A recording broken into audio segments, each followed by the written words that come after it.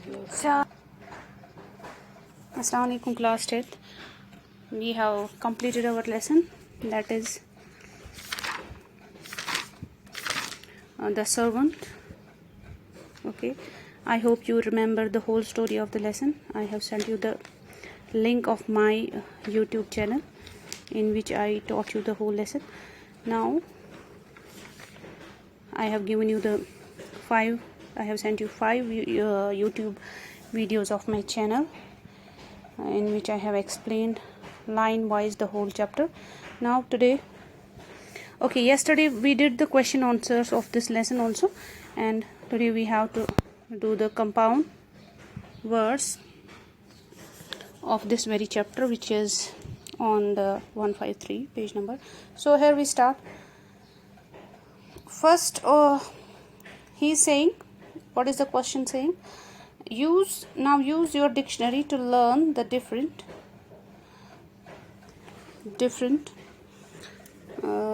between the given compound words. After this, use them in the sentences. Okay, he's saying you have to make sentences on these compound words. These are 2 compound words. These are pairs of compound words. Everyone and everyone, though the spellings are the same, but here you can see everyone is a single word. Here it is a single word, but here it is a separate one. Every अलग लिखा गया है, one अलग लिखा गया है. Now आप दोनों में क्या डिफरेंस है? We have to see that.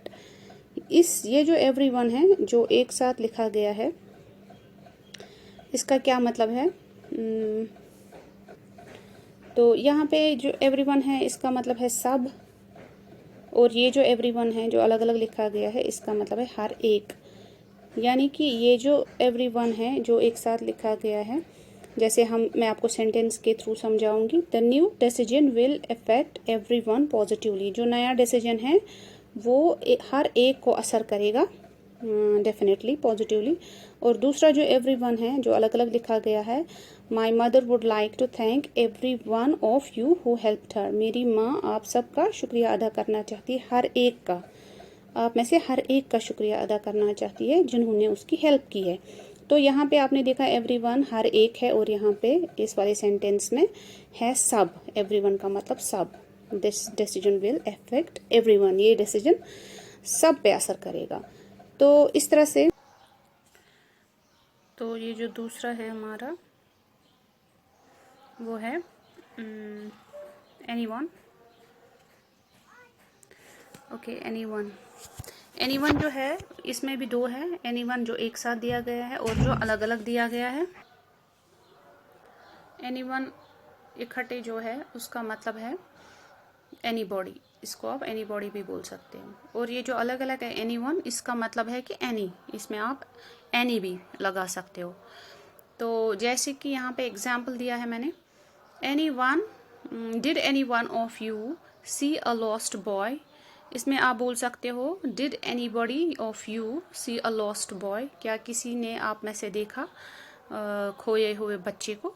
और जो ये एनीवन है, जो अलग अलग एनीवन है, उसमें इन दोनों में यही डिफरेंस है कि एनीवन का मतलब एनी बॉडी होता है और एनीवन का मतलब होता है एनी. जैसे कि यहाँ पे any one of those cakes is delicious. आप ये भी बोल सकते हो any of those cakes is delicious, यानी कि इसमें से सारे एक एक केक इसमें से डेलिशियस है. ठीक है. तो यहाँ पे एनीवन का मतलब है एक एक, यानी यहाँ अलग अलग किया हुआ है. तो यहाँ पे जो एनीवन है, यानी इसमें से, यानी इसका मतलब है कि एनी बॉडी, आप में से, यानी कि पूरे ग्रुप में से. तो यहाँ पे ये सब जो है उस पे एम्फसाइज करता है, और यहाँ पे जो एनी वन है इसमें सिंगुलर एक एक चीज़ पे एम्फसाइज करता है. उससे भी बड़ा जो डिफरेंस है वो है एनी वन का मतलब होता है एनी बॉडी. तो जहाँ पे आपको लगता है, जैसे कि आप मत बोल सकते हो यहाँ पे any body of those cakes is delicious, नहीं बोल सकते हो. तो इसका मतलब है यहाँ पे ये वाला एनीवन नहीं लगेगा, यहाँ पे यही वाला लगेगा जो ये है अलग अलग वाला, क्योंकि इसका मतलब एनी है और इसका मतलब एनी बॉडी है. तो any one of those cakes is delicious, यानी कि any of those cakes is delicious. Okay, now comes the third one, into and into. अब ये जो इनटू है, इनटू का मतलब होता है ये मूवमेंट बयान करता है, हरकत बयान करता है, जैसे कि किसी इंसान या किसी चीज़ की मूवमेंट। जैसे for example she went into her bedroom, तो इसने मूवमेंट बता दिया। या अब फिर दूसरा है जो अलग अलग है, इन और टू, इसका मतलब होता है in order to. For example the fire fighter, यानी फायर फाइटर होते हैं जो आग जब खुदा ना करे कहीं पे लगती है तो फिर उस टाइम वो जो फायर ब्रिगेड आता है, उस टाइम जो वो लोग आते हैं उन्हीं को फायर फाइटर्स बोलते हैं। Fire fighter ran back into save the girl, यानी कि the fire fighter ran back in order to save the girl, ran back into यानी कि in order to. So this is the difference. Into जो है जो एक साथ है इसका मतलब होता है मूवमेंट, और ये जो अलग अलग है इसका मतलब है होता है इन ऑर्डर टू। इसके बाद हु एवर आता है। हु एवर जो है पहला वाला हु एवर जो एक साथ दिया गया है, इसका मतलब है हु एवर, यानी कि जो भी, हु एवर जो भी। यहाँ पे एग्जाम्पल में आप समझोगे, whoever ran a mile in 5 minutes should come here for an award। तो जिसने भी, जो भी 1 माइल चलेगा 5 मिनट में, वो यहाँ आएगा अवार्ड लेने के लिए, यानी कि जो भी, हु एवर, ये एक साथ वाला जो भी है, एक साथ वाला है जो भी। अब जो ये अलग अलग है, हु एवर, इसका मतलब होता है किसने, ये क्वेश्चन में यूज किया जाता है। जैसे आप बोलोगे हु एवर किसने आज तक, whoever ran a mile in a minute, किसने आज तक 1 माइल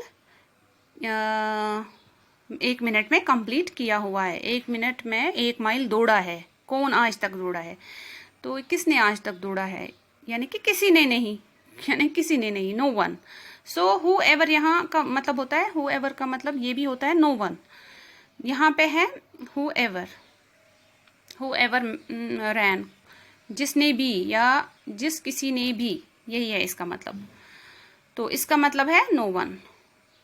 ठीक है, ये क्वेश्चन में यूज किया जाता है, ये सिंपल सेंटेंसेस में यूज किया जाएगा। इसके बाद नेक्स्ट आता है इनडिफरेंट। इनडिफरेंट और ये अलग वाला इनडिफरेंट। इनडिफरेंट का मतलब होता है जो केयर ना करे, जो केयरिंग ना हो। जैसे कि मैं आपको यहाँ पे एग्जाम्पल बता देती हूँ। I have written it hair.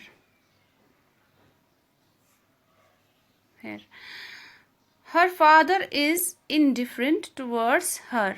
इसका बाप इसके लिए केयर नहीं करता है, इनडिफरेंट, जो केयर ना करे। दूसरा है इनडिफरेंट, अलग अलग। Put the blocks in different groups, blocks को अलग अलग ग्रुप्स में डाल दो। तो अब आपको समझ आया, इनडिफरेंट का मतलब होता है नॉट केयरिंग, और इस वाले इनडिफरेंट का मतलब होता है अलग अलग, सेपरेट, अलग अलग हिस्सों में रखना। So these were the compound words. I hope you have understood these. I have